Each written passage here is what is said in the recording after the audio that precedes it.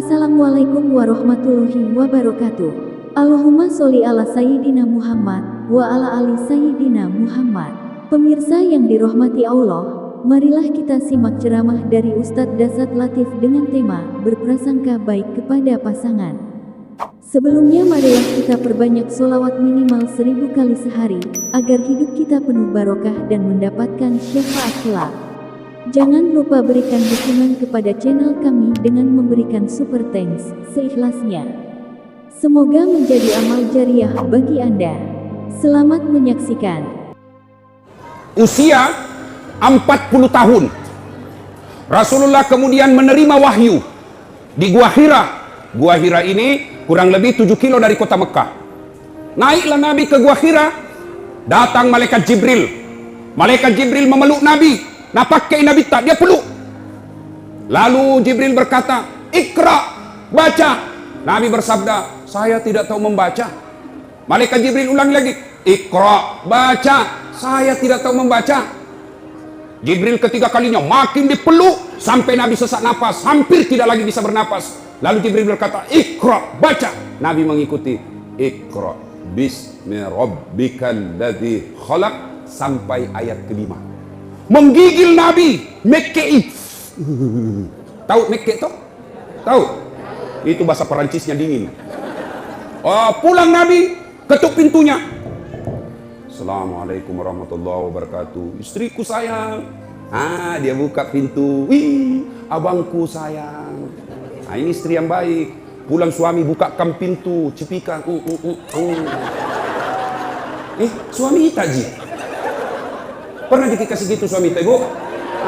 Pernah jadi. Kalau perlu kasih itu bekas gincu. Tempel Ibu, tahu enggak sedekahnya ibu-ibu kepada suami? Sedekahnya suami kepada ibu tiap hari. Bapak-bapak ini yang di luar, tahu enggak sedekahnya suami kepada istri setiap mau keluar? Apa sedekahnya? Nabi setiap mau keluar, dia cium jidatnya istrinya.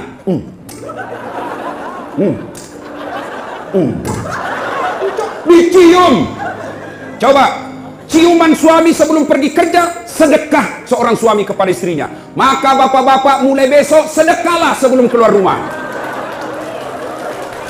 Kalau nak lupa suami tak, Ibu, kalau nak lupa suami tak, kasih ingat, "Pak, sedekah." Sini kau, aku sudah kai kau. Tapi ibu juga harus cantik. Mau disedekahi baru banyak osi. Mau disedekahi bau kalepanya. Kariwil rambutna, kuning gigina. Nabi suami tak jauh-jauh pada. Ya. Datang Nabi Khadijah. Lalu Nabi berkata, "Wahai istriku, dingin aku dong. Menggigil kak, selimuti saya." Masya Allah. Bu, ku tanya ki dulu.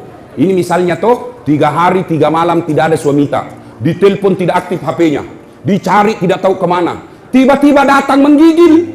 "Ibu, selimuti kak." Kira-kira kita selimuti, Bu? Oh Ibu, kita selimuti? Tidak. Paling selimuti kak, langsung, "Dari mana kok?"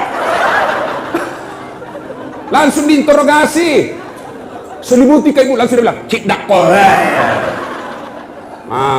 Itu Khadijah, suaminya 3 hari 3 malam keluar, pulang kedinginan. "Wahai istriku, selimuti saya." Khadijah menjawab, "Sami'na wa ata'na." Saya dengar dan saya taati.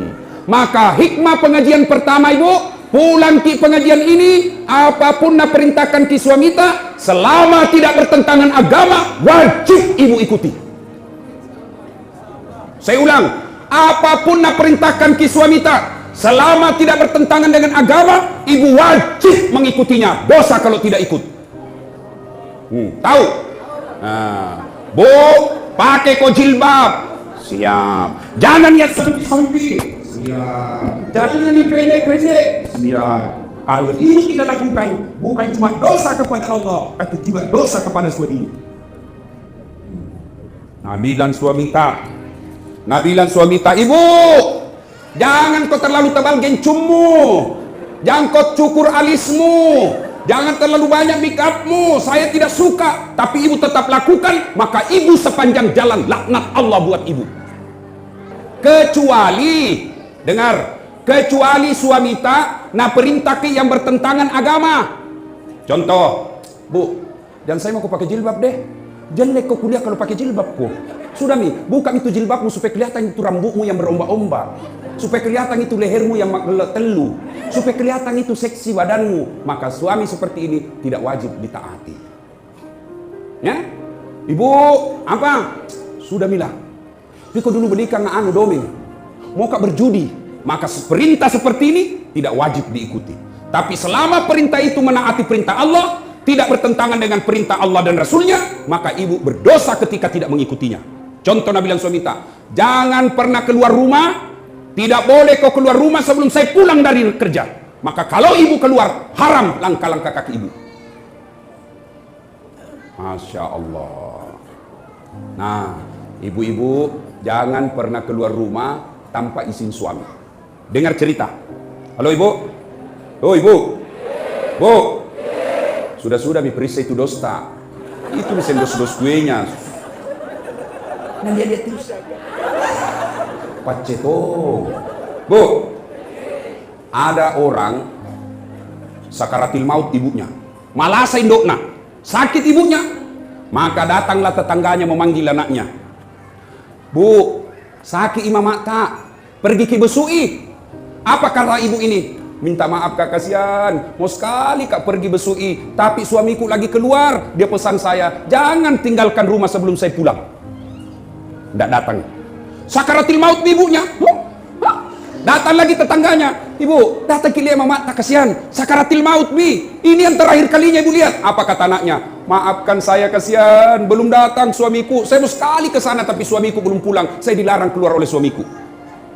Meninggal ibunya, datang lagi tetangganya. Ibu, meninggal mi mama tak, kasihan. Pergi lihat yang terakhir kalinya. Tolong pergi lihat sebelum dimakamkan. Apa kata ini istri? Maafkan saya mau sekali ke sana tapi suamiku belum pulang dari medan perang dan saya dilarang keluar sebelum dia pulang. Dimakamkan. Selesai dimakamkan, tidak datang. Mulai sakit, sakaratil maut, sampai dimakamkan tidak datang. Marah ini tetangganya, dia pergi lapor kepada Nabi. Dia pergi lapor sama Nabi. Ya Rasulullah, tetanggaku tega betul. Mulai sakit, sakaratil maut, sampai dimakamkan ibunya. Saya datang panggil, besuk ibunya. Dia tidak datang ya Rasul. Nabi lalu berkata, baik. Kenapa bisa itu anak begitu? Kenapa bisa dia tidak datang? Lalu ini berkata, dia tidak datang karena dilarang suaminya keluar. Katanya suaminya pergi medan perang. Lalu dipesan sama suaminya, jangan pernah keluar rumah sebelum saya pulang. Maka itu ibu tidak datang. Apakah Nabi marah? Apakah Nabi marah? Tidak. Nabi lalu bersabda, diampuni seluruh dosa ibu yang meninggal karena punya anak yang taat sama perintah suaminya. Masih ada ibu-ibu begini sekarang? Woi. Masih ada? Oh, kasihan. Baru 10 menit pergi suaminya na telepon temannya datang nago. Cepat kok, tidak ada nih suamiku. Maka ibu-ibu saya heran. Di mana-mana masjid ramai majelis taklim. Di mana-mana ramai majelis-majelis taklim. Bahkan setiap masjid ada majelis taklimnya. Tapi anehnya, kenapa ibu-ibu sekarang banyak yang tidak tahu taat sama suaminya? Demi Allah ibu, demi Allah, biar ibu salat tiap hari, bahkan sampai hitam jidatnya, puasa Senin Kamis, ngaji, tadarus, tahajud tiap malam, tapi tidak taat sama suaminya, mendurhakai suaminya, dia kurang ngajar sama suaminya. Demi Allah, jangankan masuk surga, baunya surga diharamkan bagi ibu seperti ini. Kenapa bisa Ustaz? Kenapa bisa begitu? Tahu ibu harus tahu. Kenapa? Karena kami suami yang tanggung ibu nanti di akhirat. Ketika ibu melanggar, ketika ibu bikin dosa, kami suami yang tanggung dosanya ibu sebagai kepala rumah tangga. Beda ibu-ibu. Ibu-ibu taat ibadah, rajin sholat, tutup aurat, Senin Kamis puasa. Suaminya tukang judi, suaminya koruptor, suaminya pemabuk, suaminya pengedar narkoba, suaminya tukang tipu. Tapi istrinya soleha, demi Allah, istrinya tetap masuk surga, suaminya dibakar di neraka, tidak ada hubungan. Maka ibu, jangan keluar rumah tanpa izin suami. Jangan lakukan apa-apa tanpa izin suami. Kenapa? Karena suami yang tanggung ibu nanti ketika di akhirat. Maka bersyukur ibu-ibu yang punya suami. Kenapa? Karena itulah nanti yang lindungi ketika di akhirat. Maka hargai suami tak. Jangan hina suami tak gara-gara dia miskin. Ini banyak istri kurang ajar sama suaminya. Mentang-mentang agato iko, ku taunya ko, nu lamar ka dulu di seperangka alas sholat.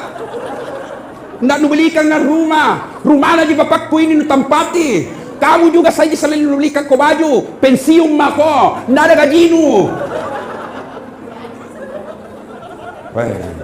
Istri seperti ini bu, nah tunggu ko malaikat, nah belender ko nanti. Yang ketawa serius kah ini? Ya.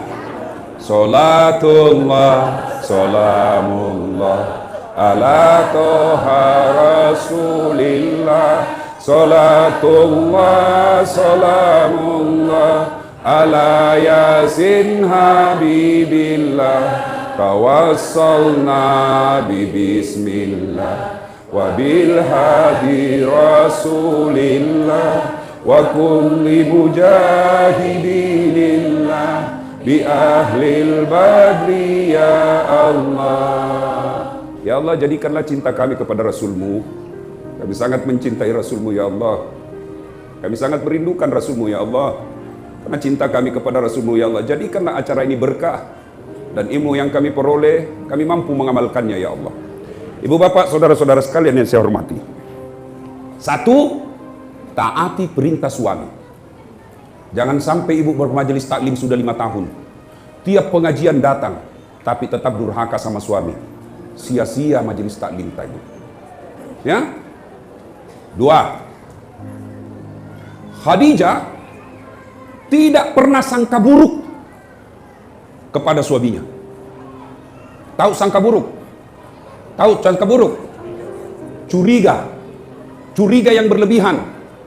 Khadijah, dia laksanakan apa perintahnya, lakukan, dan tidak pernah sangka buruk. Yang kedua, pengajian kita pertama tadi, perintah suami laksanakan. Yang kedua, jangan pernah sangka buruk, berprasangka jelek sama suami. Nah, telepon suaminya ndak nak jawab. Mana lagi ini, kasihan. Kenapa ini 3 kali ku telepon ndak nak jawab-jawab. Dari pagi sampai sore ku telepon ndak nak jawab-jawab. Nih mana lagi ini, pasti ketemu lagi tuh tamang mana. Ini sangka buruk. Sangka baik, kenapa dia tidak terima teleponnya? Oh ternyata tertinggal HP-nya di pos ronda. Kan dia tukang ojek. Ditelepon, tiba-tiba ada teman tak telepon ki. Kuliah suamimu bonceng cewek. Wah, mesrana lagi. Bola balik bonceng cewek. Sangka baik. Bagaimana dia tidak bonceng cewek? Kerjanya tukang gojek. Sangka baik. Ibu-ibu, jangkit sangka buruk. Telepon suami tak tidak ada jawab. Oh, mungkin lagi buang air besar. Masa mau terima telepon?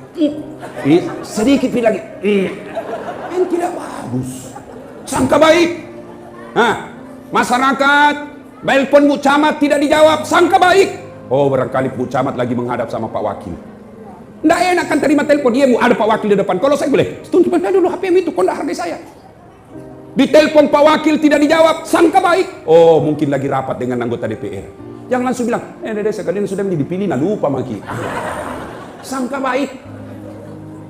Ada lagi Ibu Ani datang ke sini, sangka baik. Itu Jina datang itu karena mau dipilih, sangka baik. Sangka baik, jangan pernah sangka buruk. Jelas, tidak ada itu baiknya sangka buruk. Contoh, ada ibu-ibu 7 tahun menikah tidak ada anaknya. 7 tahun. Tiba-tiba di tahun ke-8 dia pergi periksa ahli kandungan. Cek. Nah bilang dokter, alhamdulillah, ibu sudah terlambat 2 bulan.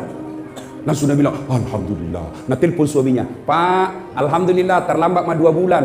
Nah bilang suaminya, alhamdulillah. Jangan kau dulu cerita-cerita sayang, nanti tidak jadi, malu lagi tuh. Baiklah, rahasia bersama, tidak ada cerita. Beberapa hari kemudian datang petugas PLN. Assalamualaikum. Waalaikumsalam. Kata ibu, siapa ya? PLN ibu. Kenapa ki Pak? Ibu terlambat 2 bulan. Kenapa bisa tahu ini? Wah, dari mana nak tahu ini? Langsung dia sangka buruk sama suaminya. Pasti ini lagi lah bolong ini, pasti. Karena kebetulan suaminya hitam. Lah bolos sih.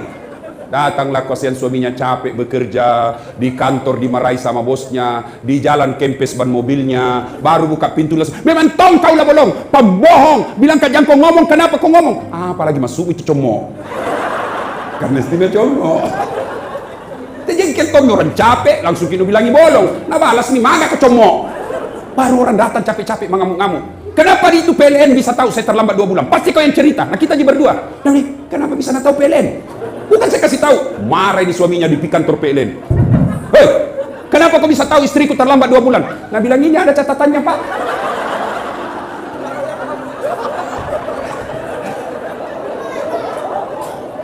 Nah bilang hapus itu. Ada apa cacat-cacat? Hapus sih. Nah bilang boleh dihapus tapi bapak bayar dulu. Nah bilang kalau saya tidak mau bayar. Nah bilang terpaksa punyanya bapak diputus. Kalau punya aku kau putus, apa nak pakai istriku di rumah? Nah bilang terpaksa istri tak pakai lilin. Coba, inilah akibat bersangka buruk.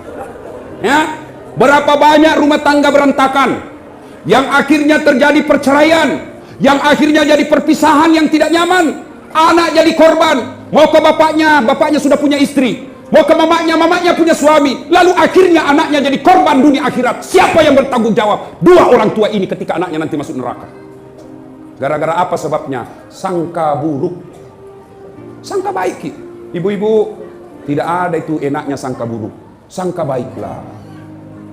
Ada caleg, sudah bikin pengajian, sudah pasang baleho, sudah datang silaturahmi, bagi-bagi jilbab. Ternyata tidak terpilih, sangka baik. Oh, bukan itu yang terbaik buat saya.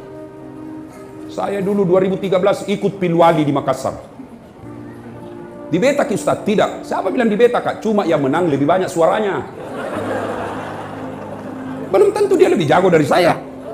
Nah, alhamdulillah saya ambil hikmah. Oh, ini hikmahnya saya tidak jadi wakil wali kota. Saya jadi ustadz. Sekarang karena saya jadi ustadz, keliling dunia ceramah.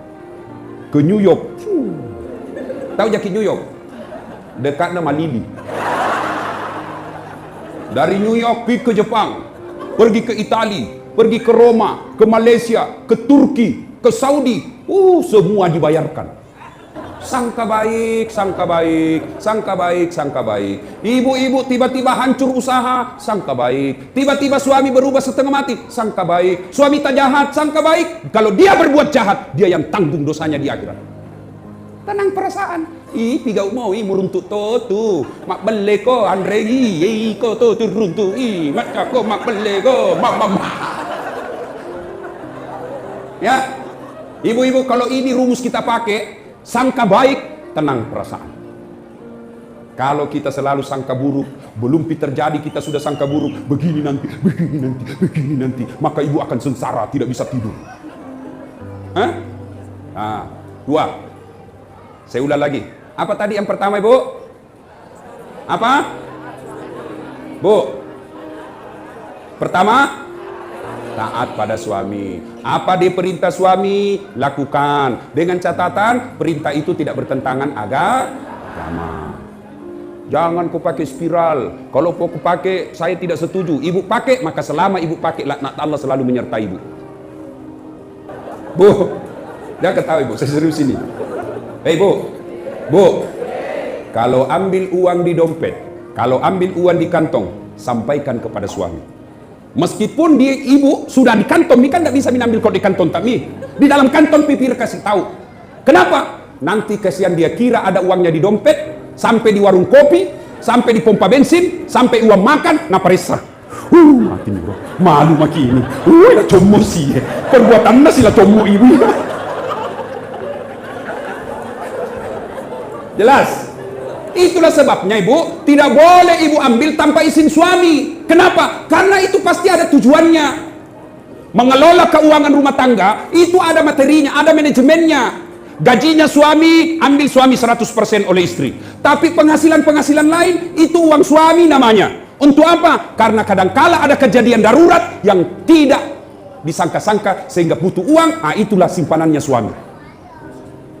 Gajinya suami, pembeli beras, pembeli ikan, pembeli lauk pauk, pembeli lain-lainnya. Tapi ketika tiba-tiba mobil tabrakan, pak, Tidak mungkin iwannya gajinya dari istri yang sudah diambil, maka itulah simpanannya suami. Maka ibu jangan ambil ketika ada simpanan suami, karena itu pasti ada tujuannya disimpan suami tak. Jelas ibu? Jelas?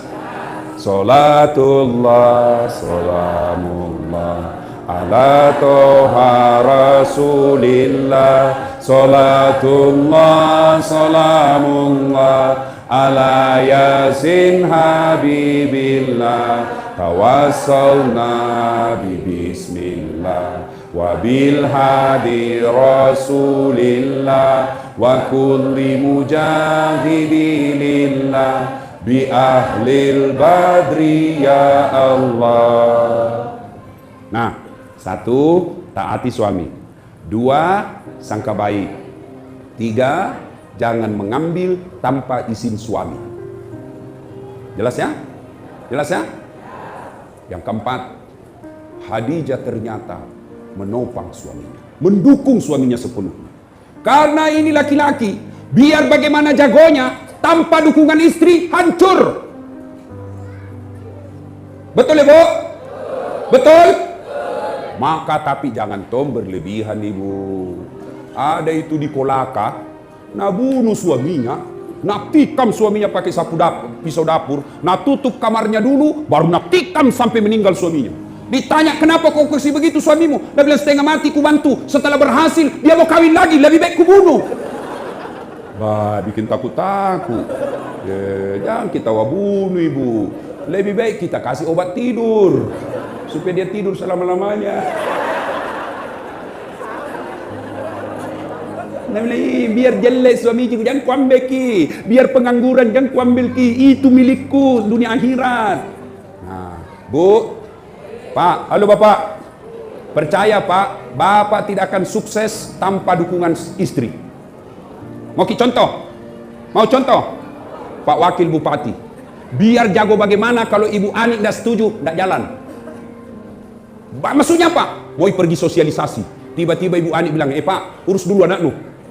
Apa? Tidak bisa begitu? Sama saya. Biar jago bagaimana kalau tidak dibantu istri? Tidak mungkin. Kenapa? Saya mau bikin konsep untuk ceramah besok. Tiba-tiba, Ustaz, anakmu mangisi, ambeki. Tidak bisa makin lagi konsentrasi. Mau pergi dan bilang, anakmu, ganti popoknya. Maka kita laki-laki bisa sukses. Karena bilang apa? Pergi maki, sayang. Anak tak, saya yang ngurus. Serahkan semuanya sama istri tak. Kita pergi maki dakwah. Saya urus semuanya. Masya Allah. Itu istri yang baik. Jangan bikin takut-takut suami. Baru pergi 1 jam menelpon. Di mana kok? Di mana kok? Di kantor Jakon. Pulang kok. Jakon lisu kok.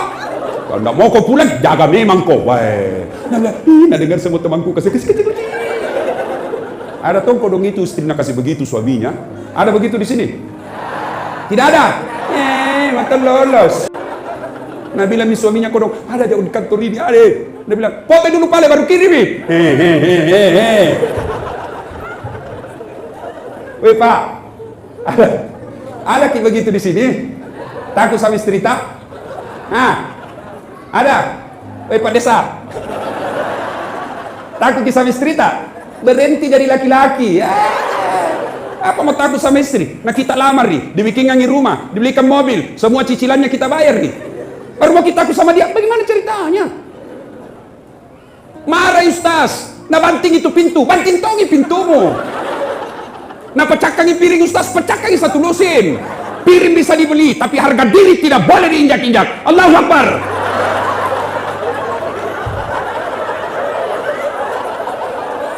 Iya Pak, setuju? Nah bilang mak jallo aja Ustaz, mak jallo nah pecahkan televisi supaya berhenti menonton. Televisi bisa dibeli, tapi harga diri sebagai laki-laki dan kau injak-injai. Baik. Allahu Akbar. Nabi bilang orang, jadi Ustaz tidak takut sama istri, takut bilang, apalah aku takut sama istriku? Cuma istriku lebih berani dari saya. Jelas, Bu? Yang ke-5. Dengar. Datanglah. Nabi mintakan sama suami, sama bapakmu, kasihan malu kak minta. Didengar sama Nabi. Dengar sama Nabi.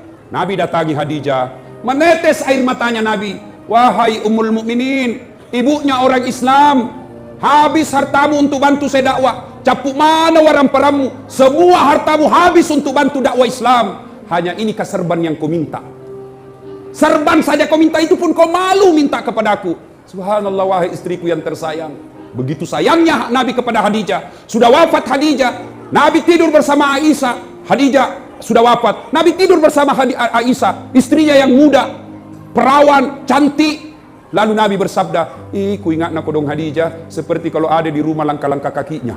Cemburu Aisyah. Karena bilang, saya nu temani tidur, Khadijah nu pikir. Kan gak enak bu, lain dipikir, lain dirasa. Iya tak? Kan gak enak ibu dikasih begitu. Aisyah keberatan, ya Rasulullah, apa sih kelebihannya Khadijah? Saya kau temani tapi Khadijah kau pikir, apa kelebihan Khadijah dari saya? Khadijah kau nikahi sudah 2 kali janda. Khadijah lebih tua 15 tahun dari saya.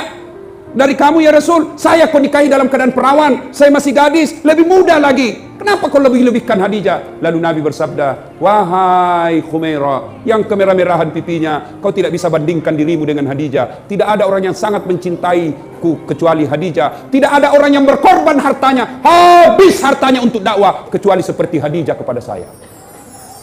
Lalu salat-salat sunnah, terutama salat hajat di malam hari. Allah janji, ud'uni astajib lakum, minta kau kepadaku, pasti saya kabulkan. Itu janji Allah.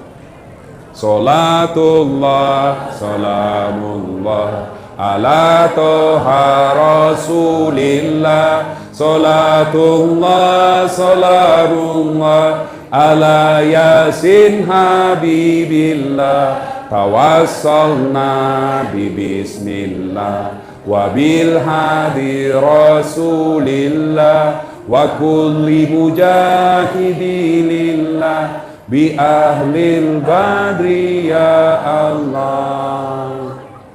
Alhamdulillah, 5 ini kita bawa pulang. Insya Allah kita amalkan bu, ada gunanya pengajian. Tapi kalau pulang ini tidak ada diamalkan, maka kita hanya datang untuk ramai, tidak ada faedah.